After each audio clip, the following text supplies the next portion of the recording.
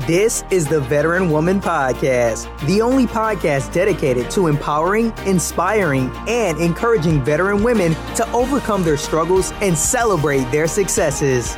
Now, here's your host, the one and only Airial Renal. So welcome everyone to another episode of the Veteran Woman Podcast. This feels so strange because Cole Johnson, the person on the other line, my guest for today, just finished interviewing me for his podcast, Revelations. And I just literally flipped the script to start this episode of the Veteran Woman Podcast. But I am your host, Airial Renal. And Cole, without further ado, since I learned that you're an Army veteran, which I don't know how I missed that, he is also living in Texas. Are you a Texas native? Like born and raised in Texas?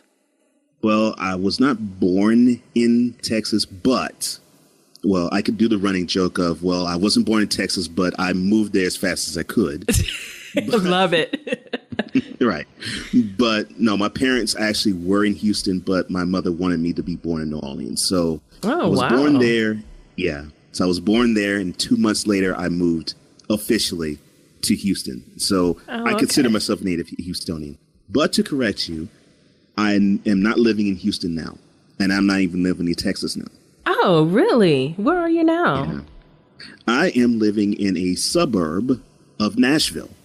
Oh, nice, nice. I like Nashville. I went to Nashville a few years ago and really enjoyed it.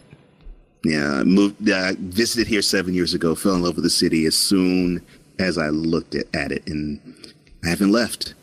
Oh, okay, because for the longest I was thinking you were in Houston still. Okay, well, anyway, so tell us more about yourself, since apparently I'm getting things wrong and mixed up. Oh, no. But look, Houston has been such a big part of me. I could totally understand why anyone would think that I still live there, because I lived there most of my life. Mm-hmm. Born in New Orleans, reared in Houston. Love Houston, have nothing but kind things to say about Houston. Have visited all up and down East Texas. You name the cities: Lufkin, Nacogdoches. But you don't Tyler, wait a minute, Marshall. But you don't know where Crockett is? Crockett is like 50 miles, a little over 50 miles west of Lufkin, like 36 miles south of Palestine, and 36 or so miles east of Madisonville. So you've had to have come across Crockett, which is where I'm from, everybody, whoever is listening to this. Because I flipped the script and this is a little different, I am originally from Crockett, Texas. Why are you bringing up old stuff? No.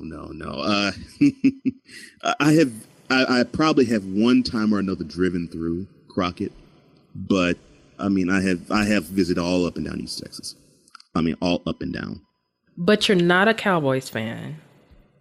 No, and I am not a Cowboys fan because... And I don't like how you said no. No, like, oh my gosh, why would I be? Okay.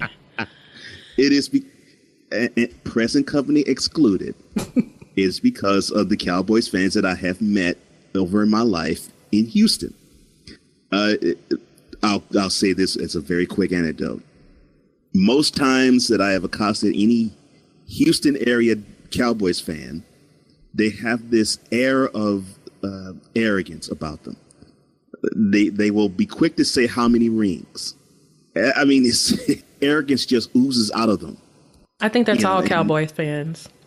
Well, not necessarily, because I've well, as you will later get on with the interview, I've been in Virginia where there's Cowboys fans. Mm-hmm. I've been in South Carolina where there's Cowboys fans. I'm here in Nashville and there are Cowboys fans. For some strange reason, they know how to really act with class. For some reason, the Dallas Cowboys fans in Houston don't. And so that has shaped. It used to be hate. Now it has shaped my,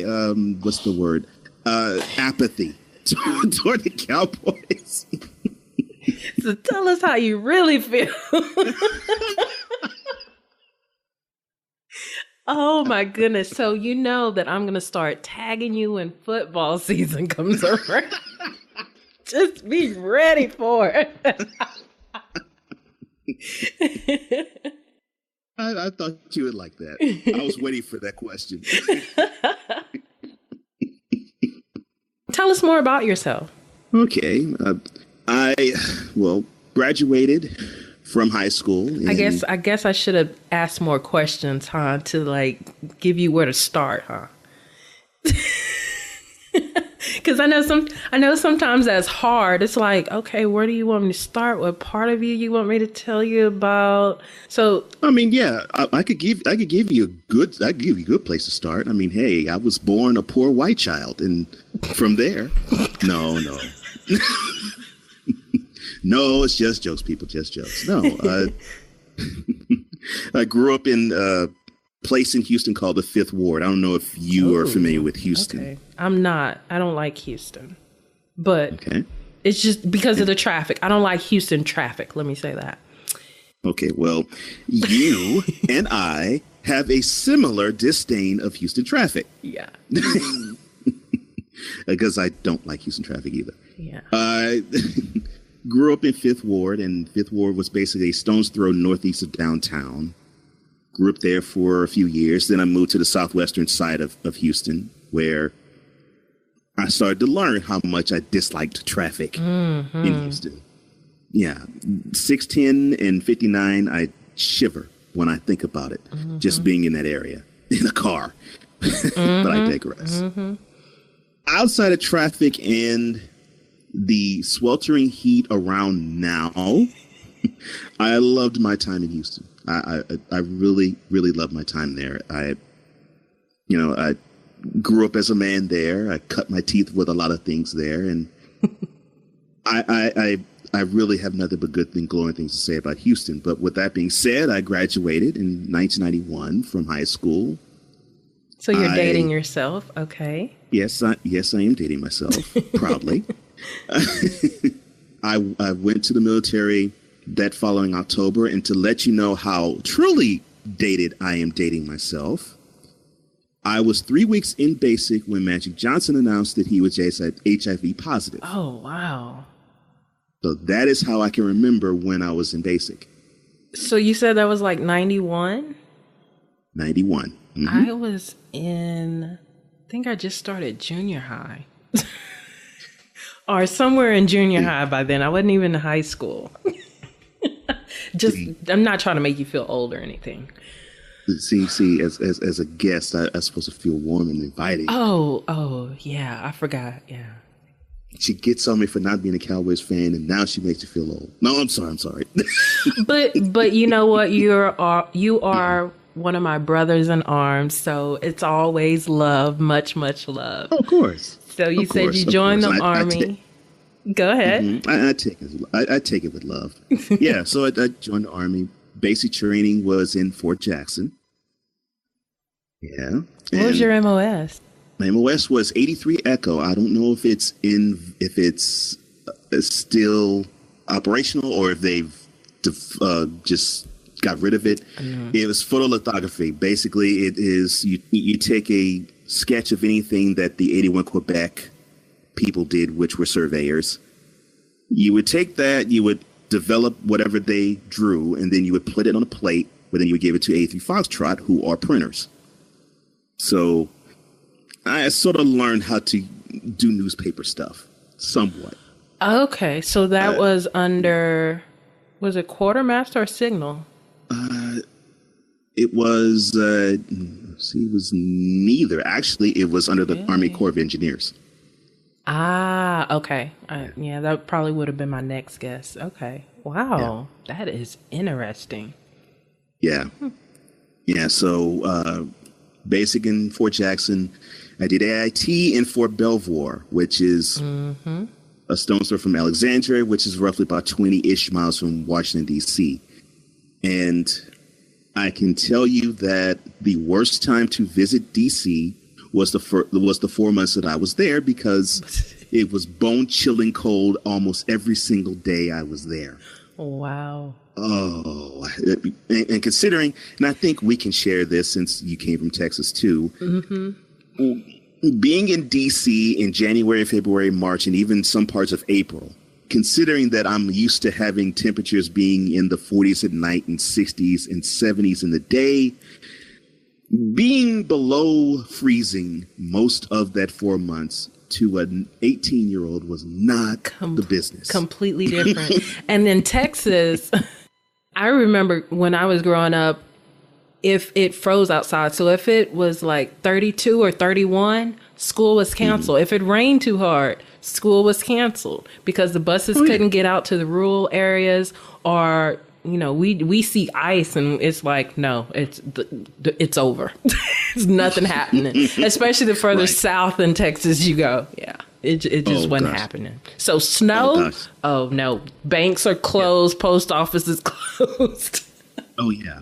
Yeah, you were fair. You were well aware. Exactly. You were well aware.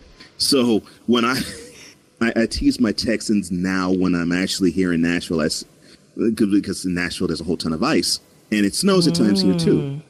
So I say to people, if this were to happen in Houston, yeah, they would think that it was Armageddon because when it's under 40 degrees, weather leads off. Yep. Protect plants. Wrap your pipes. Yep. Let the pipes drip. Yeah. Right. Yeah. Let the faucet drip. I say that to people here in Nashville. They're like, really?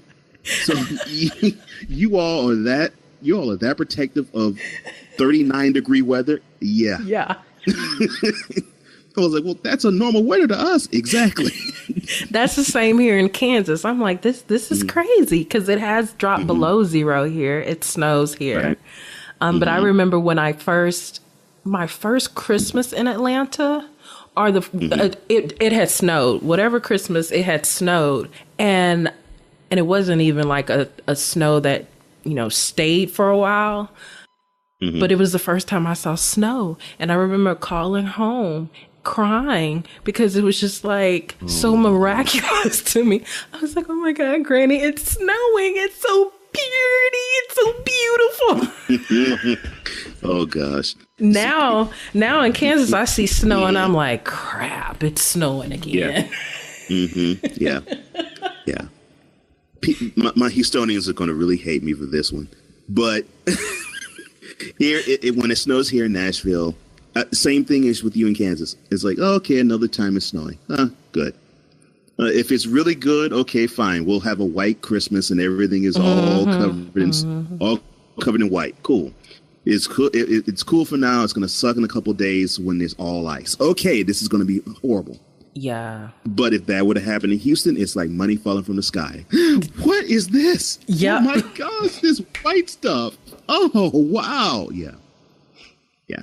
Christmas is canceled. There is no white Christmas. Christmas is canceled. Yeah. Canceled. Yeah.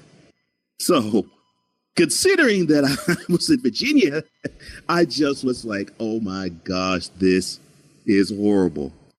And I remember I was there for about 4 weeks, and there was this, I think it was 2 feet of snow that got dumped at one time. So after that, many of our cohorts went outside and started to have a snow fight, and it was kind of fun, but it was foreign to me because I'm like, what the heck?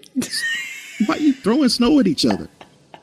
I'm like, okay, all right. Well, yeah, it's fun, but man, I mean, it's 30 degrees out here. I'm like, you don't have the fear of being frozen? What in the world? I know, it's such a foreign concept. Oh, God, yes. Cold? No. Could not wrap my brain around it. Yeah. And I barely can now, but we're talking about 25 years ago. I certainly couldn't wrap my brain around it then. That is so funny. I know exactly what you're talking about because I felt the same way. Even still, it's like, why are we outside? Why are y'all outside like it's not cold?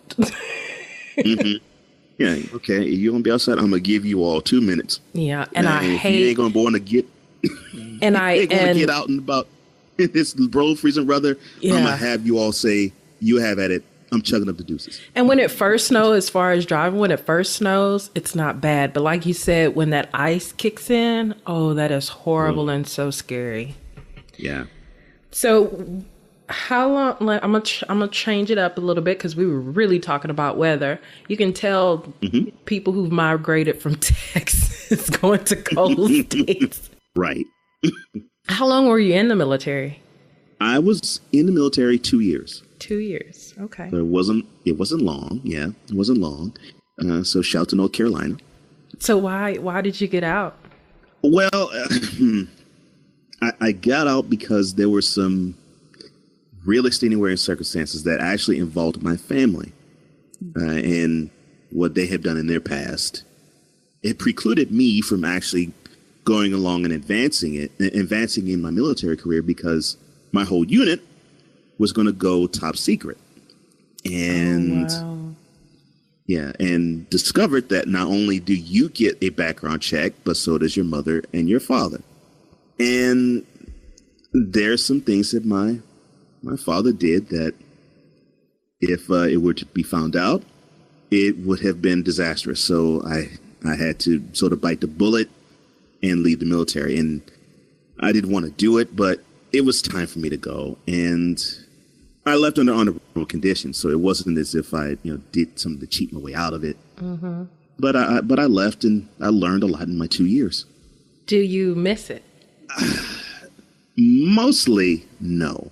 And the reason why I say mostly no, and I think you can relate, when I was not doing the work, when I was actually with my fellow soldiers, there was a lot of what they did that I didn't like. Mm-hmm. And their character away from the workspace and away from formation and away from the first sergeants and the COs and the lieutenants and the sergeants and and the platoon sergeants, it was totally different, and it just didn't vibe with me, and it repulsed me to the point where it covered my whole experience. Was doing the work, and when I was actually, in fact, doing drills, even as monotonous as that could be, I actually liked it because it made me feel as though I was doing something and I was advancing my way in life to learning different skill sets. So when I look back at it now with more mature eyes, mostly no, I don't miss it. But if I had the chance to just only do military-ish stuff the whole time through, I would have liked it a lot better. That's interesting. So do you normally self-identify as a veteran? I do. I sometimes wince at identifying myself as a veteran, but I do because I'm proud of the country. I really am. Right. And it's definitely not because of that. I mean, I love the United States. It's like I said, it was part, I didn't go overseas, part I only served 2 years, and part the experience I had when I was in Bragg. Beyond those things, yeah, I'm proud to actually call myself a veteran on most occasions. No question about that. And I think that's probably why I didn't realize you were one, because I don't think you put it out as much as I do now. Because when you said that earlier, when you were interviewing me for your podcast, I was thinking like, wait a minute, how was I not tracking that? How did I miss that? Because I'm pretty sure I would have remembered that in some form or fashion. So thank you for your service. Oh, you're so welcome. So how... Coming from a fellow soldier, I really appreciate that. Thank you so much. Thank you. I mean, a small percentage of Americans actually raise their hand to join the military. So that's why I say your time is important, even if it was just a couple of days. The fact that you raised your hand and volunteered to come in, that means a lot. That sets you apart from so many other people. So what has life been like after the military? Ooh, man, the transition. I still think of that transition because Really? Yeah, let's talk about that. Did you have a tough transition, or did you have an easy transition, or how was your transition? It was rather rugged. And And it was all self-inflicted, rather rugged. I was 20 when I came back to civilian life. And, I'm still responding to my last name, which is Johnson. and when I hear my parents say my first name, I'm not even paying attention to them. Yeah. Because for 2 years, I never heard my first name. Yeah, it was that bad. Yeah, I know. Because when I hear my name, I'm like, oh, my name is so beautiful. I love it. Yeah. It was a while just to transition from there. I don't think I had a job for, I think it was like 5-6 months. I didn't go into school, which was ACC, Houston Community College, because I went out December of 93. I didn't go to school until August of 94. So I still had that 8-month window where I was looking for jobs and could not find anything. And even when I was going through school, it was a rough transition because I just was still trying to find myself. So going through a transition out of the military, even if you served as long as you did, is tough enough. But doing it at 20, when you're still trying to find out who you are, in my case, since I'm male, you're still trying to find yourself as a man. You're still trying to find your direction, and you still don't really have a clue as to what you were meant to do. It makes it even harder because I don't have that life experience on which to draw and say, well, yeah, I learned that lesson, but I'm this age now and I applied this. So, man, this might be a good direction for me to head. Wow. I really couldn't say that then. So it was really difficult for me. And I don't think I was solidified in saying, okay, I'm out. And I think I've enjoyed the fact that I was in the military, although there were things I didn't like about it, until, interestingly enough, a friend of mine who was, what was he? Reserve, because I couldn't remember, he was reserve in a National Guard. Mm-hmm. So he was reserve. He went into basic, went to AIT, and he came back. And this was, I think, about the fall of 94. So almost a year from me out. And when I was hearing stories about him and his career tales in basic and in AIT, I was thinking, oh my gosh, I miss those times. And it's now great that I can have somebody else who I can relate to, and we can talk about those horror stories in basic and not get those looks of, what the heck are you talking about? Yeah. Or why did that even matter? How is that funny? Or how is that significant? Yeah. Yeah. What? Yeah, exactly. That's funny. I don't find that funny. In fact, it's rather harrowing. What? It was great to actually, for the first time in almost a year, find somebody who could relate to exactly what I went through. And oddly enough, it was that which made the transition into civilian life from there easier. Mm-hmm. So, and you know what? You just taught me something, because, or you just opened my eyes to something about the age. Because it's easy to assume that because you were in for 2 years versus longer, it's easy to assume, oh, you didn't get that, for lack of better terms, caught up into the military culture. Mm-hmm. But because of your age when you went in and came out, that does affect a lot. Because like you said, it's like you were already trying to find yourself. And you came into the military, which I bet was giving you a sense of identity. Mm-hmm. And then you got out and it was like, wait a minute, that sense of identity that I was gaining or beginning to get and finding my way, now that's gone. So what in the heck is going on? Because even with people who have been in long, so like, for instance, I served 12 years, and so I thought I was like, yeah, I know what I want to do and everything. But when you get out, it's an identity crisis. It's a culture shock. And yeah, you miss the things that you once hated or you once didn't realize you would miss. I miss, how, we were just all buddies. The camaraderie was so huge. it didn't matter what color you were. It didn't matter if you were male or female. You saw another soldier in your unit or whatever. Y'all can have barbecues, parties, bring in food, eat together, go out to lunch, talk about whatever. And it's so different on the outside in the civilian world. So, but thank you for bringing up that point of, because of the age when you came in and when you got out, how difficult the transition still was for you, even if you hadn't, gotten brainwashed for so long. Oh, yeah. Oh, and I do have to say this. When I got out of basic, and it was in between basic and AIT, it was actually Christmas time. So when I got home and visited my grandmother and my parents, because my parents were there at the time, I met them in New Orleans. For the first time, I understood what culture shock was. Because I was like, okay, I love these people. I mean, they've been in my life all my life, but oh my gosh, they are different. And my father was in the Navy. So, I'm like, even with him, I was like, it's so different. They're so different. I'm like, I'm telling these stories, and it's like I'm looking at open eyes and open jaws. I'm like, oh my gosh, okay. Yeah.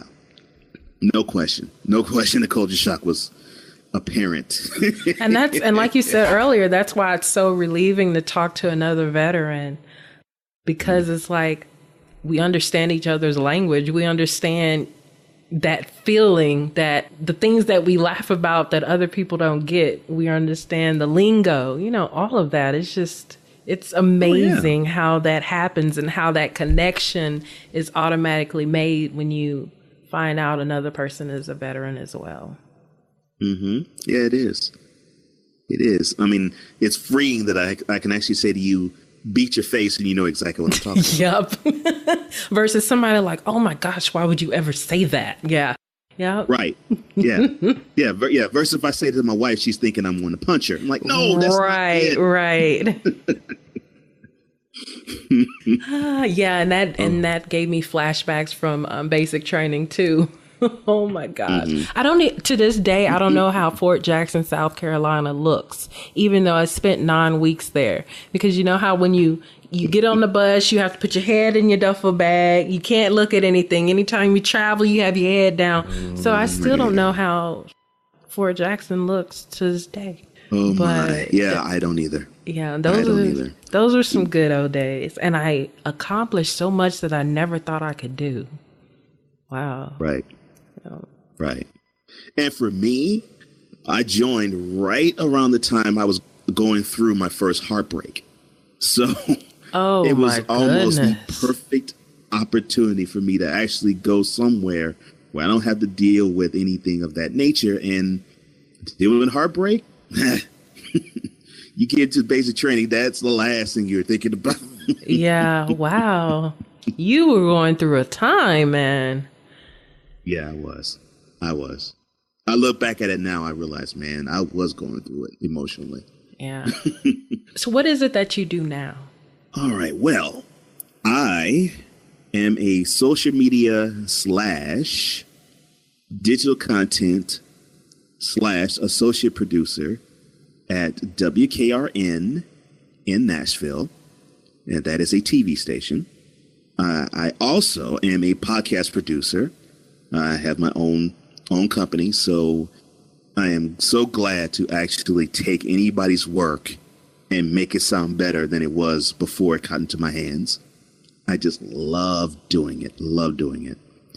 And, of course, I'm a podcast host of now 2 shows, Cole Sportz and Revelations, which this wonderful host here just got finished being a guest of on my show. So, yeah, those things are what I am doing. And look, I'm accepting clients and I'm accepting interviews. There we go. So, yeah, that's what I do. And so tell me, what was one of your biggest struggles in life thus far? That is a wonderful question. The biggest struggle in my life was when I was divorced.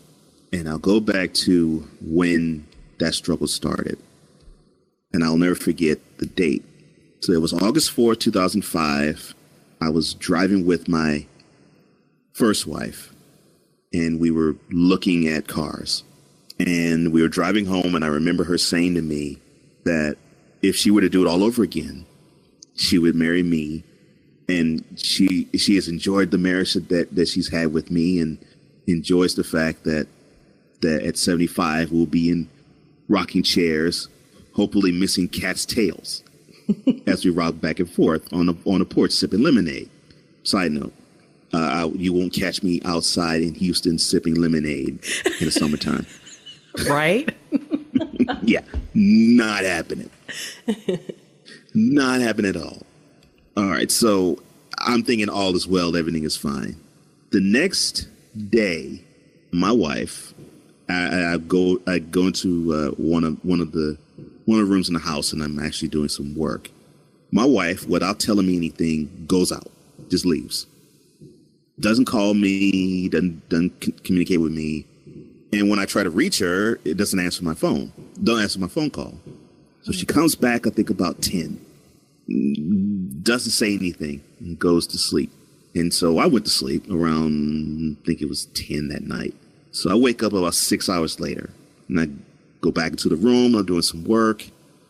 6 o'clock, the light switch is turned on. She looks at me. She says, "Separation is imminent. Divorce is 50-50. And I remember looking at her, and I could not recognize who this woman was. It was as if the 2.5 years of marriage and the 2.5 years of courtship before that did not exist, because this was not the woman that I recognized. So, wow. 2 months later, we divorced, and I will never forget the drive that I made from the house that we owned, driving to my parents' house. And that was like talk about Houston. The traffic was horrible then too. And it took me about 45 minutes to drive from the house where I owned to my parents' house. Most of that drive, I was driving through a veil of tears. And I felt totally embarrassed. I felt like such a failure. And for the following 2 years, I was licking wounds, and I had the hardest time shaking that poison out of me. I mean, there were times where I actually had outbreaks of, man, all women suck. I hate them. And actually saying it, 1, in public, 2, in front of other women. And I was so hurt, I didn't care. I didn't care at all. Now, I'll stop the story to say this. Am I proud of that? Of course not. Right. Not proud of that at all. Right. So I even tried to date at that time, and it was right at the end of my straight up healing process. So I dated a woman who was nice enough, but I wasn't ready for her. And there was a little bit of her that wasn't ready for me either. And the relationship ended almost as soon as it started. And it took about 2.5 years for me to actually be healthy enough to say, okay, I'm free of any venom. I'm free of any type of poison, because along with it too, my wife one time called my job, my ex-wife now called my job, and she said, well, I'm just checking on you, see how you're doing. And then I said, okay, well, I hope everything's fine with you. And then I started asking these questions. So I said, okay, we had house guests at the time. There was a man and a woman and a 2-year-old boy that visited us and would live with us for 3 months. And so I asked, okay, well, how is the woman doing? I won't mention names. So how is the woman doing? My ex-wife said, well, we don't talk anymore. Now, mind you, those two were friends, neighborhood friends, and been close buddies ever since 2nd grade. Wow. Yeah. So for her to say they don't talk anymore, that was a real big red flag for me. I said, oh, boy, I don't want to ask this next question, but I'm going to ask it anyway. What happened? Yeah. So I said, okay, so how is the how was the guy she was dating? Because they weren't married. Oh, How's the guy she was dating? How is he doing? I said, well, he's doing fine. I haven't really seen him in a minute. I was like, really? Okay. We went to the club a few times, turned it up a few times, had a good time a few times, but we don't see each other. I said, okay. And I actually said it in this tone. I said, all right, what happened between you two? And she said, I'm not at liberty to say. Yeah. So needless to say, around that time, that was not the best thing to hear. And I was so filled with rage.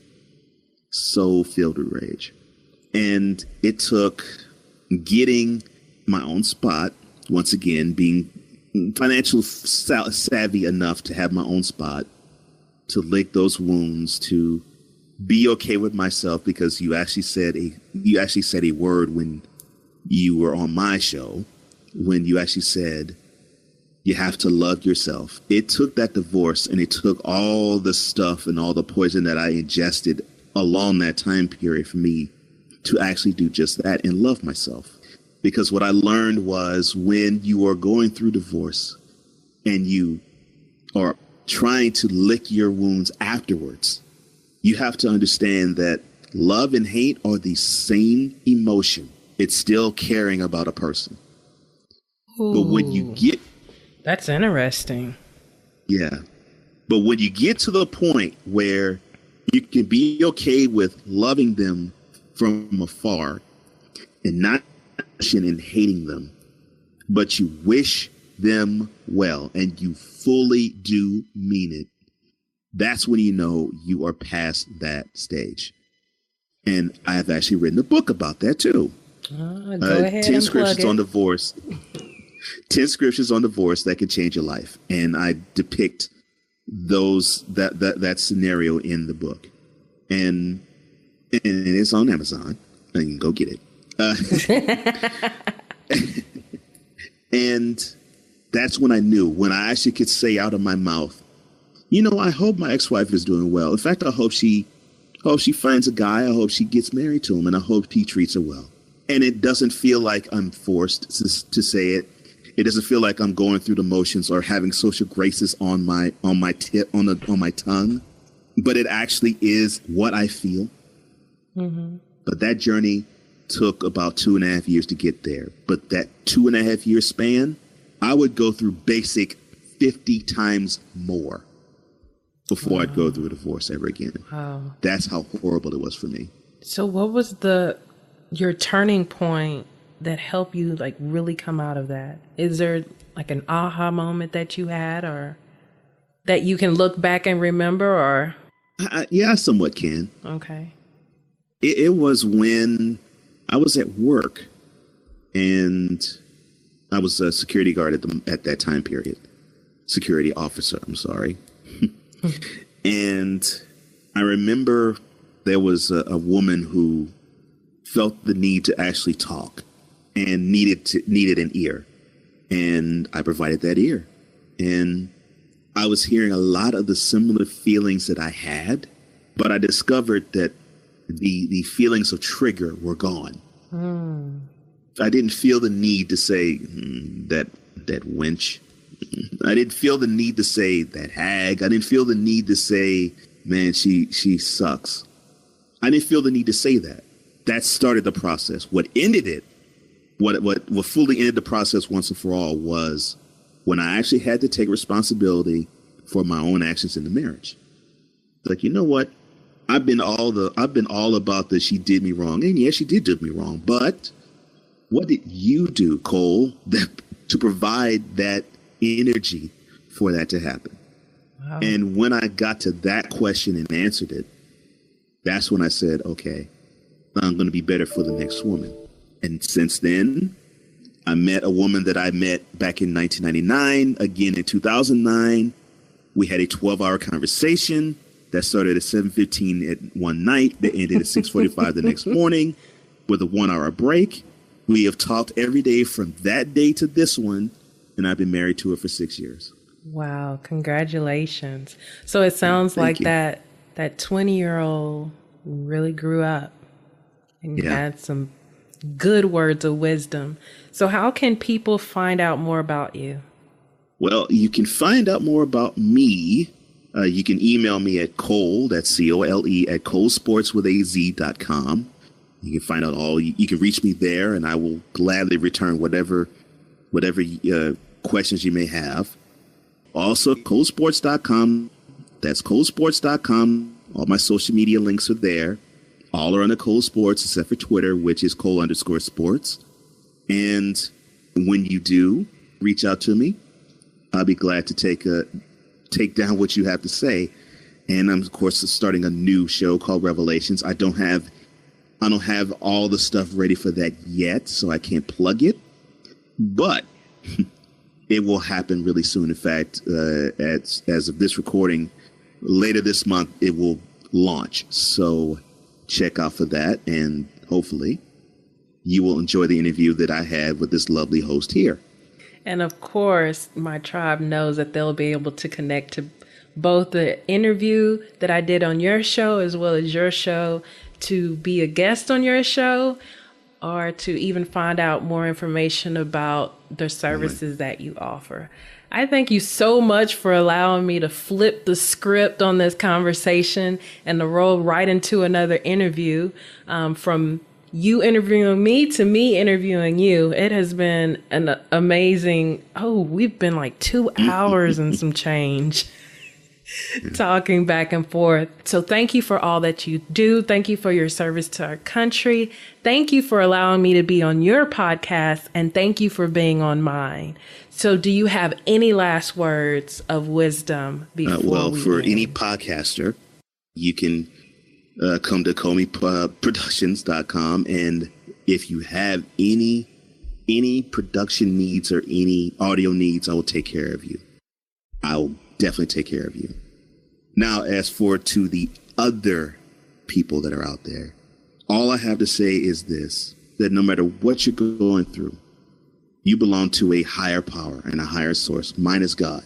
And no matter what you're going through and what you're enduring, it may not look as though he's there, but he is.